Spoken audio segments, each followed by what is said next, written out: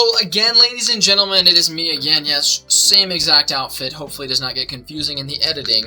I know, this is kind of lame. You're recording 2 episodes in one day? Yeah, I might do 3 even. I just have a lot of time on my hands today, and I wanted to do something spiritual. I've been missing out on a lot of study, been really busy with just the wedding, the honeymoon, coming home, getting things set up, being an adult, learning to take care of my life. It's very complicated. As you can see, I already remodeled the apartment. But anyways, once again, if you watched last episode, you know that this is the beverage of today. I know, not super shined upon, I get it, okay, but I have faith in my health. And anyways, I don't know, I can't really say that because you're gonna be like, well, you don't have faith in God to give you energy? I do, okay. But anyway, so today we're gonna go ahead and just jump right back into our next email, which is significantly shorter than last episode. I definitely kind of want to actually read this last one too, so we might do 3 episodes today in one day, keep it consistent, be able to upload them throughout the week, and then I can kind of record throughout the week for next week and just want to keep releasing things, okay? I also have to do a lot of editing with myself in these videos, but also I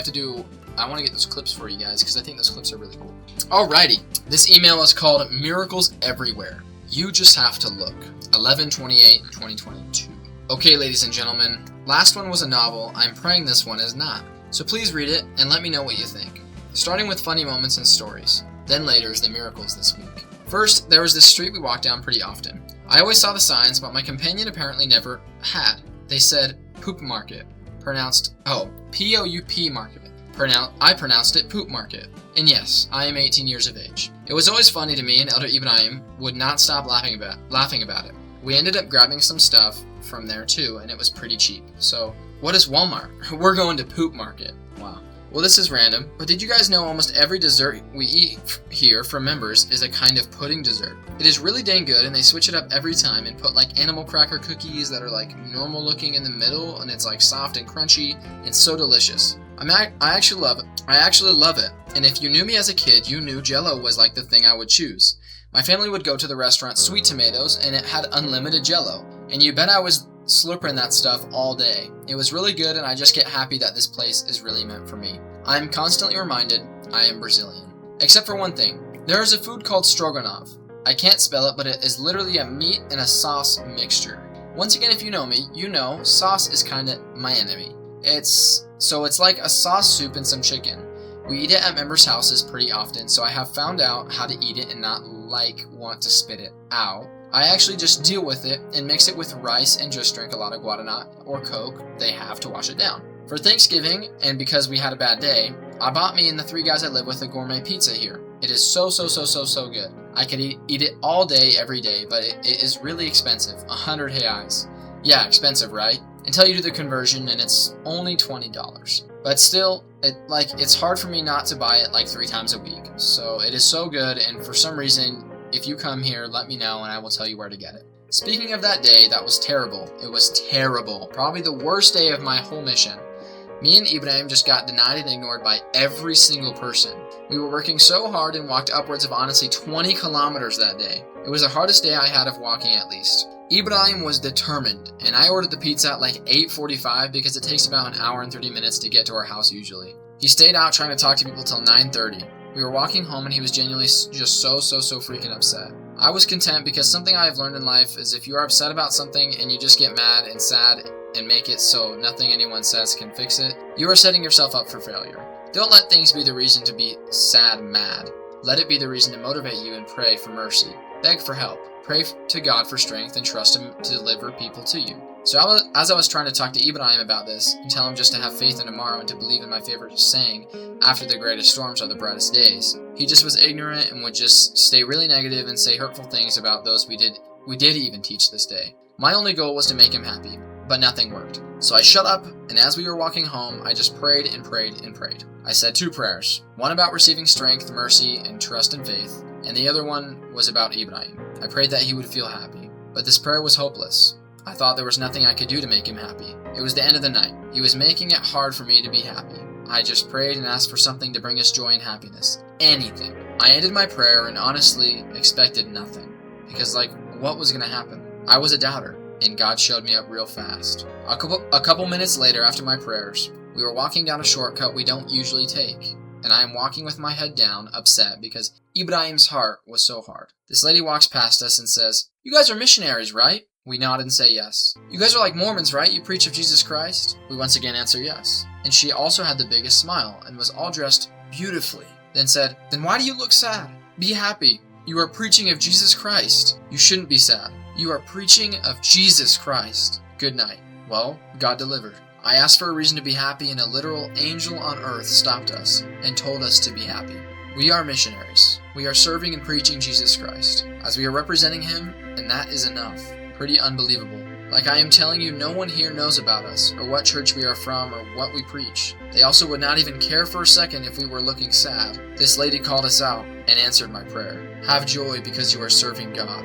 Have joy in this life because you are loving like Christ did. You are trying like Christ did. Christ was ignored and abused after all His miracles. Be happy because you are encircled eternally in the arms of His love. That is all you need. Matthew 21:22. Also, have your heart open to consider everything a miracle. When I tried to explain to Ibrahim how amazing that experience was, he still ignored it and said some really negative things about it. It made me very upset. Don't be a purposeful doubter. So then that night, we ate the pizza I bought for everyone, had some laughs and fun, and then hit the hay. Maybe this was because the negative attitude Ibrahim had, or God really heard my prayer about the biggest storms, because we all wake up in the middle of the night to thunder. The loudest, craziest thunder I have ever heard. Consistently happening for a couple of hours. It was raining harder than ever, and the skies were filled with lightning strikes every 3 seconds. I was a little filled with fear, and it was hard to sleep. This storm was by far the most intense storm I've ever been in, so I didn't know what was going to happen. But I laid my head back and look at the ceiling and think, how am I going to fall asleep? Then, almost like a vision in my mind, is filled with the story of the storm on the boat with the apostles and Jesus. Jesus, peace be still. My favorite little painting. This plays through my head while listening to this storm. In my head, I repeat, peace be still. I feel the Spirit fill my heart. I get warm and comforted. I then peacefully fall asleep. The next day was a really good day, and Elder Ibrahim woke up happy.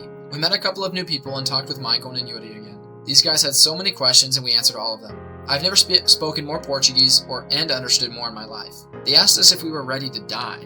Like, if we died right now, we would be content. And we both casually nodded yes, and said we would be completely happy dying today. They were in shock, and this urge, this need to feel this way filled their countenance. They continued asking questions on why we felt this way, and we continued teaching these guys throughout the whole week, and it was amazing. I shared personal experiences and stories in Portuguese, and had a super fun time trying to speak with them. They really felt the Spirit when I spoke. One of them asked how we can have faith if we are not worthy. Does faith matter after this point? So I pulled my comp's Bible and turned to a story I had just read for the first time this week that perfectly answers this question. Jesus, the centurion, and his servant. The centurion asked Jesus to heal his servant, and his servant was going to die. Jesus said he will take his apostles and enter the centurion's home, but the centurion said he was not worthy, and that Jesus should enter his home, but that if Jesus just said to the servant to be healed, he would be healed. Jesus marveled at the faith of the centurion, and the servant was then healed in the same hour after Jesus told the centurion to go back to his home. Matthew 8:7, 8, and 10, and 13. In conclusion, faith in Christ is infinitely more powerful than worthiness. But before we get to the highlight of the week, I have one more quick story. That is not for the faint of heart. It is also not positive whatsoever. So be cautious and only read the next paragraph if you think you can handle it emotionally. Being there in person broke me. Oh wow. Okay, hold on. I know exactly what story this is. The same day we taught Michael and Yuri, again, we visited a man. We knocked on his door and he answered and was not completely sober, but this is generally normal. So we enter his home. His yard behind the wall is covered in trash and random furniture pieces. His home covered in burnt, charred items and furniture. We continue teaching the lesson and to invite him to be baptized. He always said, "Are you happy right now?" He told us the story of his family leaving him. In just days, maybe a week after his home being lit on fire and almost burning everything he owns. His hand was burned with holes and his back was completely burned and blistered. He is half drunk and we just feel so bad. Elder Ibrahim tells him that the baptism and the Holy Ghost are what will bring him happiness. That physical things don't matter if you don't have God. He was so on board with being baptized in 2 days. We shake his other hand and tell him that we will return the next day. Tears filled his eyes with joy, and I felt the Spirit as strong as I could have wished. But then the next day we return. We knock on his door, and it's actually not shut all the way. He has a little door window to peek through to see who it is, and it was also pretty much open all the way. We yelled his name and wondered where he could have gone because he was actually pretty poor. I jokingly peek through the little window on the door and I see him, lying on the floor in his home right in the front door. We were worried he was dead because we yelled at him so much and he didn't even flinch. We made the decision to push the door open and go make sure he was alright. The spirit in my heart made me content with this idea. Because it's risky, we are just like walking into his yard in his home. But we push the door open, which leads to his yard, and push it closed behind us. We make our way to his front door, where just in the house, he is laying on the floor. My companion says his name. He turns his head and tries to scoot away and stand, but can't even stand. He is drunk.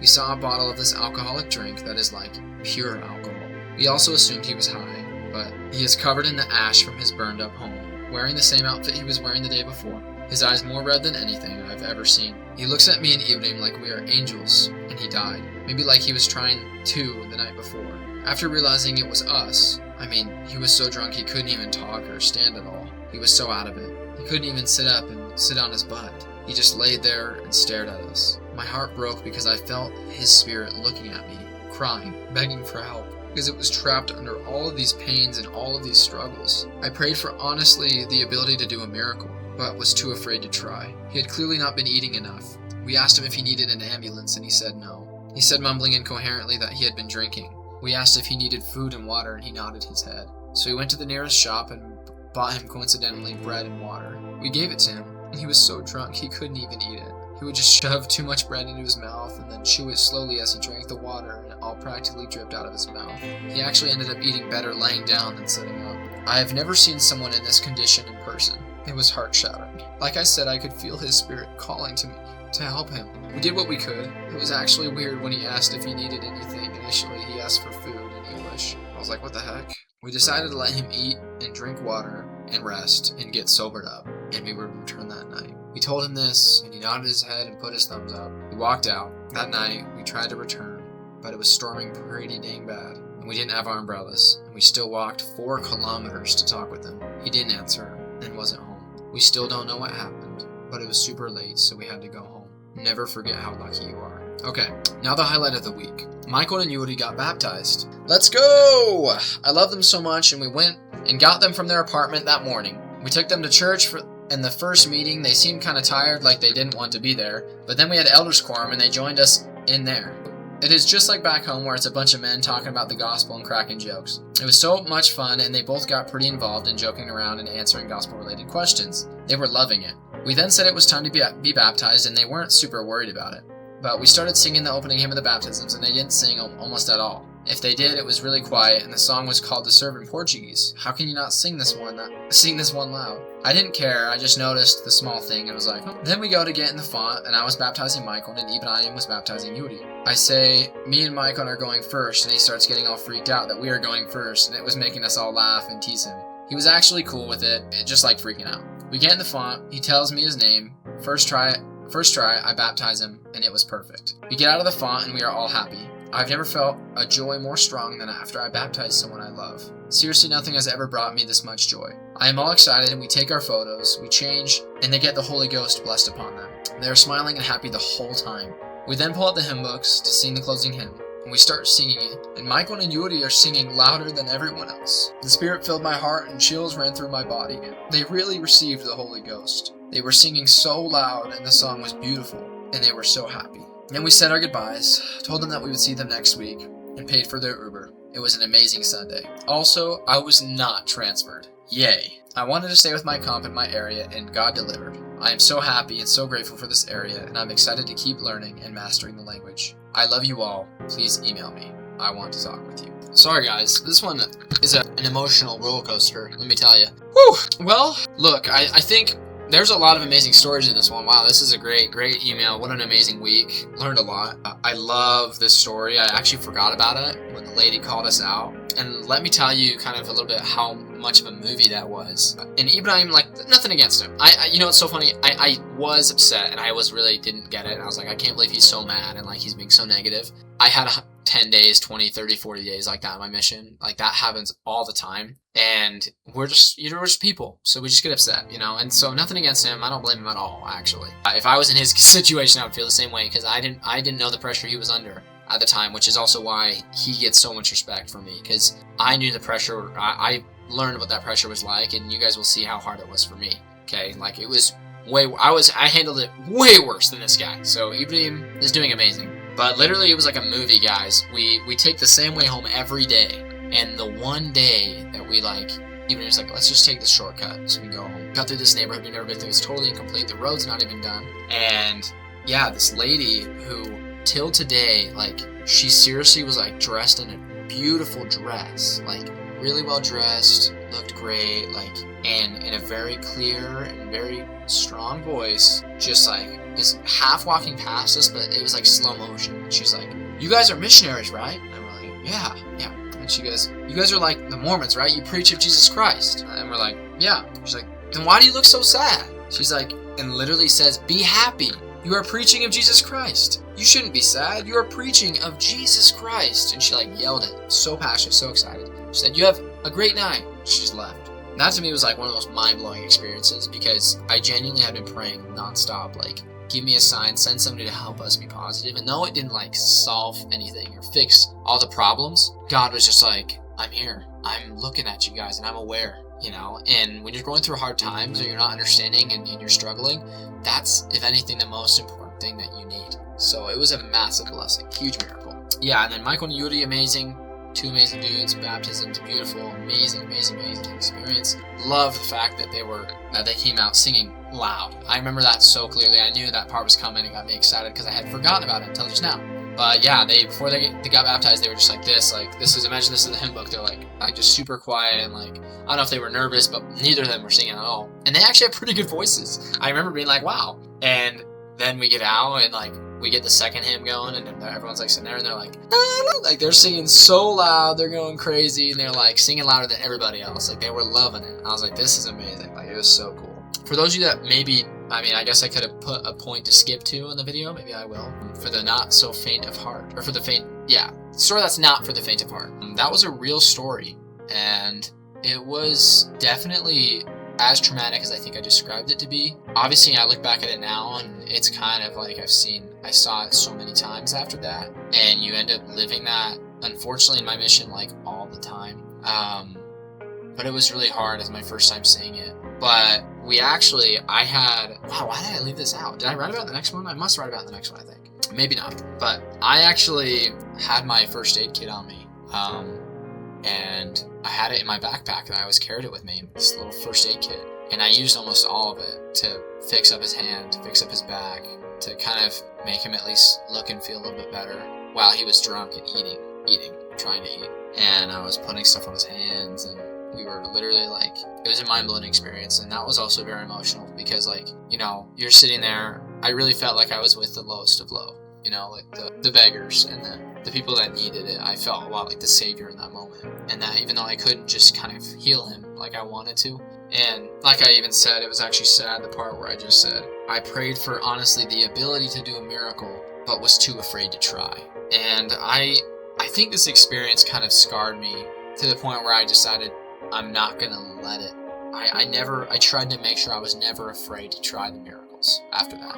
And I'm grateful because I know that I have a specific experience in my brain that I do remember, but I'm sure there's many experiences that I know there was that I didn't have fear, and I was not afraid to try. And the miracles happened, you know. And when we make those decisions to believe in the miracles, they will come. But even then, you know, without the miracle and without him just rising from his feet and being healed, I was still able to serve him when, you know, anyone else would have just been like, who is this guy? Like, you know, maybe as good people, I feel like, try to serve, and I think they maybe would have helped. But I think it was just, I mean, nobody had a reason to besides us. And even then, like, if we were sitting there only caring about baptism, we didn't have a reason to either. Because this guy was nowhere near ready and was clearly not showing very much initiative. And, like, if you're thinking about it from a logistic view, like, that was not going to benefit our baptisms or whatever. But that's clearly not what it's about. And we know that, you know. I talk about baptism a lot here because that is what we were always thinking about, you know. But it's because that's always the last step in the process. We still know that we have all these things we need to go through. With Michael and Yuri, it was that process of helping them go from 30 to 1 in a week. That was not easy. I mean, we had to talk with them a lot. We had to text them a lot, remind them about the orange, just eat an orange, take this, blah, blah, blah. You know, it was a lot of visiting. We were at their house hours every day, you know. And then with this guy, I mean, we tried our best, and yeah, definitely heartbreaking. I mean, I'm sorry if that was hard for you guys to hear. I mean, I know I kind of cried a little bit, but it was really hard to see And I kind of forgot how hard it was to see him for the first time until reading this again, so. But it's true, you know, the amount of times in my mission I did see somebody's, I felt, you can feel it, and I'm sure, I mean, you've probably, some people, a lot of you have maybe seen this, that you can feel their spirit calling to you, you know, you know it's not them, and if you look them in their eyes and you really sit there, like, I mean, maybe it's because we're missionaries, maybe it's because the spirit was present, I don't know, maybe it's because of the thinking celestial, you know, like celestial vision that I talk about. But I really know that, and this happened many times after, you can feel their spirit calling to you, begging for help. You know, saying, help me, I'm just lost. Like, you can help me, I need help. And unfortunately, when they're so physically impaired, there's just not much we could have done. And he lived so far away, and it just wasn't his time, and there's not much we could do. When we referred him to Bishop, Bishop knows about him. We have neighbors, ward missionaries that are neighbors around there, kind of too. So we told them about him. We said, hey, we keep an eye on this guy, make sure he's not dead, or he doesn't die. Keep us updated, trying to bring him to church, I guess, but we just can't keep going on there. And, you know, we did what we could, but definitely a huge miracle, and I really learned what it's like to serve others. Yeah, I think the reason I named this Miracles Everywhere You Just Have to Look is because clearly, you know, most of these miracles, like the Peace Be Still too in the storm miracle just now, when I was laying in my bed, like a lot of these miracles, guys, they don't just come. They are amazing and beautiful miracles, but they don't just show up. Micah and Yuri were kind of big, just miracles that showed up, but nonetheless, me and Ibrahim were working our tail off and trying really hard to succeed and to bring people to God and to find people that wanted to hear. So God, after seeing our action, provided us with the miracle. You know, and I think I also called it that because, like I said, Ibrahim's doing an amazing job, and I get where he's at. I was there a million times, and you guys will see. This is a peak in my mission. One of the biggest peaks in my mission was the first couple months, okay? I had it great here. But like Ibrahim, like in the beginning there, he just was probably choosing not to see that miracle. You know, reality is, he was just not wanting to look at it. He was upset, frustrated with God, frustrated with everything. And I totally understand, you know. I was willing to see the miracle. And I was praying for it consistently, and God sent it. To me, that was a miracle, and I slept. I went to bed that night in total peace. You know, although the storm happened and woke me up, I went to bed that night in total peace. And I was confident and happy about that day, even if it was not that good, right? Michael, yeah, we had to work for them. We had to work with them. We had to strive to help them succeed. And this other gentleman that we visited and was struggling very bad, you know, the miracle was that his door was open and we were able to be there for him. We really think he probably would have died if we didn't visit him. He clearly had not eaten for days, or maybe even drinking any water for days. We bought him multiple waters and a bunch of bread, like a lot of food, and we left it with him. And though in the moment he couldn't really enjoy it, I do believe we potentially spared his life from that experience. And I do believe that was a miracle nonetheless. And it was very humbling for me to experience that. So I did not get transferred, still with my brother, Elder Ibrahim, my guy, and we're excited. We had these miracles happening, and it's just time to continue on with the journey, guys. I mean, I think the lesson in itself is in the email the whole way, okay? And so I just want to leave you the words of the title. There are miracles everywhere. You just have to look, okay? Open your eyes, be willing to see the miracles. Work for them. Work for the miracles. Be humble, and also, I guess I'll leave you with these last words that I left at the end of that really tough story. Never forget how lucky you really are. Okay, this man's family abandoned him and left him because he started to drink, which is his fault. His family left him, and then his friends abandoned him, his neighbors abandoned him, nobody talked to him, and his house burnt completely almost down. You know, like all the stuff inside is burned and gone, and still no one cares. Okay, so never forget how lucky you are. Even if you have these hard times, if you're going through these difficulties, remember what you have. Be grateful for it, and it will give you something to live for too, because he did not. And it was hard to see that. And just know that no matter what you're going through, your spirit is always calling for help. Your spirit is always striving for greatness. And there are always people out there that do have faith in you. Okay? Just like last episode. Someone out there, just like we were there for him, ready to be there for you. The miracles are everywhere. You just have to look. Thank you so much for watching. Thank you so much for all your guys' support. Please share this with whoever you can. Share the message. I know they're not the best quality videos, but I'm just trying to be here to give out a message. So please never ever forget, don't you ever forget that you do in fact, you do have potential for prosperity. Thank you very much.